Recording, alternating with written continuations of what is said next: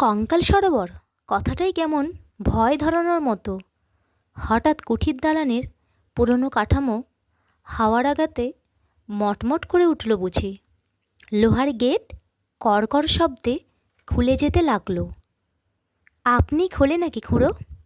তা খোলে বই কি, ঘোড়াগুলি ঢুকবে কি না চোখে দেখবে না ঠিক, তবে কানে শুনবে। আগে এই শরবতটুকু খেয়ে নাও। কেন? বলছি খাও, প্রশ্ন করো না। বলে দিনু খুড়ো মস্ত গোল গোল কাঠের টিফায়ে রাখা ঢাকনা ঢাকা গ্যালাসের শরবত হাতে তুলে ঢাকনা সরিয়ে আমার সামনে এগিয়ে ধরলেন। বললেন, তুমি খাবে, আমি মন্ত্র পড়ব। ভয় পেও না। এই রাতে যেসব ভূত আসে তারা কতক মিস্ত্রি, কতক হোলগে বাড়ি তৈরি করা ইঞ্জিনিয়ার।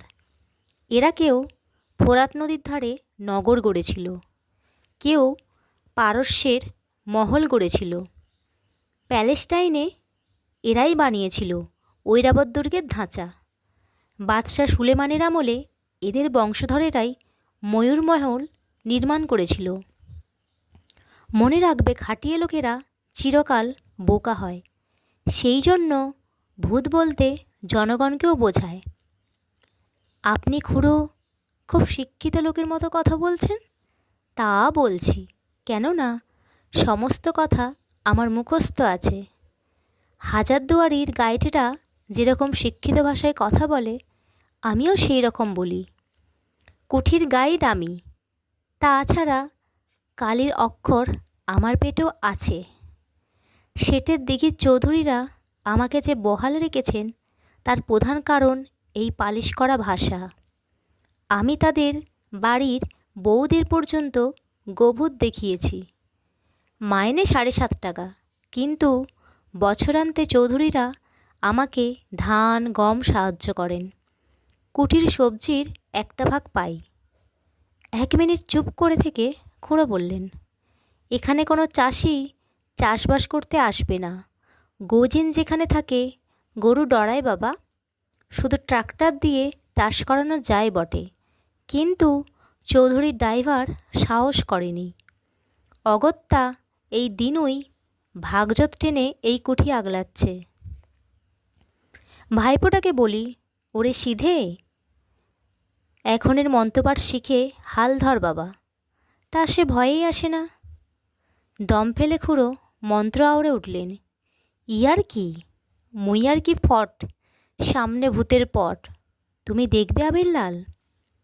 আজ্ঞে। ভয়ে মামার গলা শুকু শুকু। ঢোক গিলে মামা শুধালেন, কী দেখব খুড়ো? আগে গলা ভিজিয়ে নাও, তারপর সব হচ্ছে। ভূতের পট নিশ্চয়ই তোমাকে দেখাবো। ওরা পট টাঙিয়ে দিয়ে গান গেয়ে ইমারত বানাতো, নগর তৈরি করত। ইকড়িমিকড়ি চিক, তিনি আছেন পশ্চিম দিক। তিনি কে? আর কে? যে ভূতটা পট লেখে। কোথা? আর কোথা? ওই হোতা। চল দেখাচ্ছি, আগে শরবত শেষ কর। ভয়ে মামা ঢকঢক করে গ্যালাসের শরবত খেয়ে ফেললেন। যদিও আবির মামা ভূত ঠিক বিশ্বাস করলে না। তার ধারণা, মনের কোনো ধরনের বিকার হলে ওই পদার্থ দেখা গেলেও যেতে পারে। সুস্থ মানুষ ভূত দেখে না, তবু তার ভয় করছিল। কুঠির দালানগুলো এমনিতেই পোড়ো, পলেস্তরা খসা, লাল ছোট ছোট ইটের দাঁত বের করা থামগুলো নোনায় খাওয়া। একেবারেই গড় মনে হয় না। সিলিং অনেক উঁচু, পুরনো শালকাঠের তীরবর্গা অনেক স্থানে ক্ষয়ে হড়কে খসে যেতে বসেছে। কিছু স্থলে ছাদ পড়ে গিয়েছে। বুনো পায়রা, পেঁচা, বাদুড় নানা জায়গায় বাসা গেড়েছে। মাঝে মাঝেই বিদঘুটে চিৎকার করে উঠছে, এখানে দাঁড়াস, সব ঘুরে বেড়ায়। শরবত খাওয়া শেষ হলে খালি গ্যালাস টিপিয়ে রেখে দিয়ে খুড়ো বললেন, এটা খেলে তো এবার তোমার গায়ে সামান্য তাপ বাড়বে, মাথাটা ঝিমোবে। আমি মন্ত্র পড়ে দিয়েছি, কালি কটকা হাওয়াই সটকা মন্তর, হিব্রু ডিব্রু গুরুং খাঞ্জি পটিং তং ঘ্রাউ, মিস্ত্রির গন্ধ পাও, আজ্ঞে কিছু কিঞ্চিত পাই, পট পটিতং পরচা, পাঁচ কিসিতন খরচা, রং আর তুলি এসো, আজ্ঞে কোথা, পটের সামনে। আবির মামাকে হাত ধরে একটি ভাঙা গুহার মতো জায়গায় টেনে আনলেন দিনু শিকদার। গুহার মুখে আসলে ঘরের দেয়াল খসে গিয়ে গুহাবৎ দেখায়। তার মুখে কালো পর্দা ঝুলছে, তারই গায়ে আঁকা সাদা রঙের নরকঙ্কালের ভয়ঙ্কর ছবি। দেখেই রক্ত বন্ধ হয়ে আসতে চায়। এর নাম দুম্বা পীর। ভূতের এরকম লেজ দেখেছো কখনো? উল্কা আকাশে ছিটিয়ে গেলে যেরকম ঝরা আগুনের স্রোত হয়, ঝাঁটার মতো দুম্বার সেই রকম লেজ ছিল। ওইটে ঘুরিয়ে ঘুরিয়ে উনি জিন তাড়াতেন, ভূতের চলাচলন সিধে করতেন।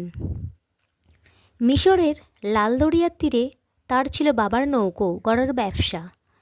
ব্যবসায় তার মন ছিল না। তো কী সব বলছেন আপনি খুড়ো? এখানে সেই পীর থাকতেন? হ্যাঁ, এ ছিল সাহেবদের হাওয়াখানা। ওই পীরকে উনি আশ্রয় দেন। এখন আমি এখানে পীরের খিদমত করি, মানে সেবা করি। এই পটের নকশা তারই শিক্ষা। তার হাতে ছিল একটা লাঠি, জাদু লাঠি বলা যায়। এই গোটা চাগলা ছিল আমার ঠাকুরদার বাবার 3 পুরুষ আগের জমি জিরাত। সাহেবরা কেড়ে নিয়ে কুঠি বসায়। ঠাকুরদার পূর্বপুরুষরা এখনও আছেন। কঙ্কাল সরোবরের ধারে একটা মহলে আছে, সেখানে। কিভাবে আছেন তারা? কঙ্কাল হয়ে ঝুলছেন? পীরের লাঠিটা? তাও আছে। সুলেমানি আশা। ময়ূরমহল যখন তৈরি হচ্ছে, বাদশাহ একটা ঢিবির ওপর দাঁড়িয়ে লাঠিটা পিছনে প্যালা দিয়ে, মানে ঠেকনা করে ভর দিয়ে দাঁড়াতেন। রাত দিন যতক্ষণ কাজ চলত উনি দাঁড়িয়ে থাকতেন। দুম্বা পীরের পূর্বপুরুষরা মিস্ত্রি ছিল। তারা কাজ করতে করতে মুখ তুলে বাদশাকে যে একবার চেয়ে দেখবে তাতেও ভয়। এতই কড়া বাদশা ছিলেন সুলেমান। তারপর